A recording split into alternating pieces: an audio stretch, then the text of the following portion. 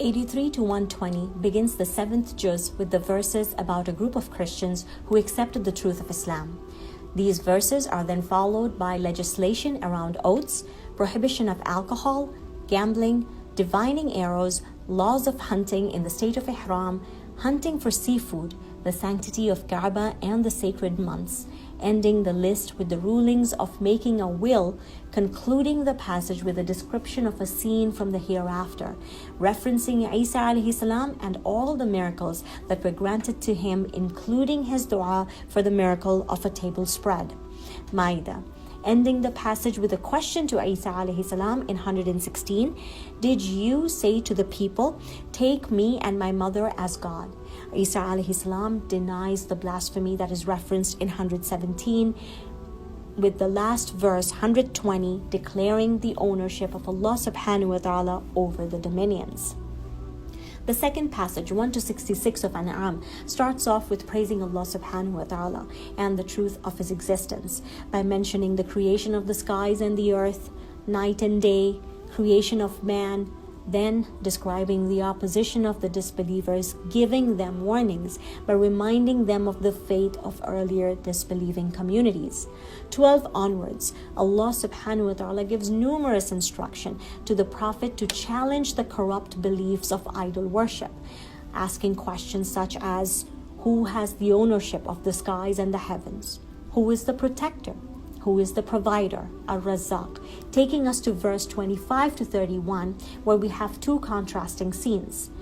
The disbelievers' stubborn rejection in this life, when he says in ayah 25, these are nothing but old stories about the Quran, and then an expression of their extreme regret in the hereafter. Pity on us that we gave no thought to it, meaning the Quran. 33 starts off with comforting the Prophet ﷺ and his companions by reminding them of the patience of earlier messengers when they encountered similar experiences. Describing the role of the messengers in ayah 48, we have sent them only as givers of good news and warners. The Prophet ﷺ is then instructed to say to the disbelievers in his community, ayah 66, I am not a guardian over you.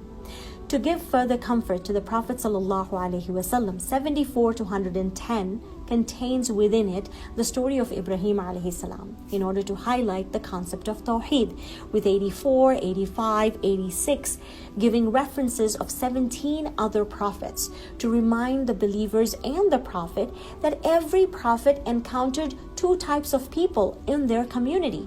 believers and disbelievers, taking us to the conclusion of the juz where Allah subhanahu wa ta'ala draws our attention to the beauty in the universe so we may witness His power that is reflected in the splitting of the seed that grows into a green tree, the cycle of night and day, the beauty of the stars, man's creation, the rain from the skies that brings forth all kinds of vegetation. All of it inviting to the oneness of Allah subhanahu wa ta'ala. The juz ends with the description of the fate of the ones who turn away from these signs. They are left to wander blindly in ayah 110. من أجبت دعاء نوح فانتصر وحملته في فلكك المشحون يا من أحال النار حول خليله روحا وريحانا بقولك كن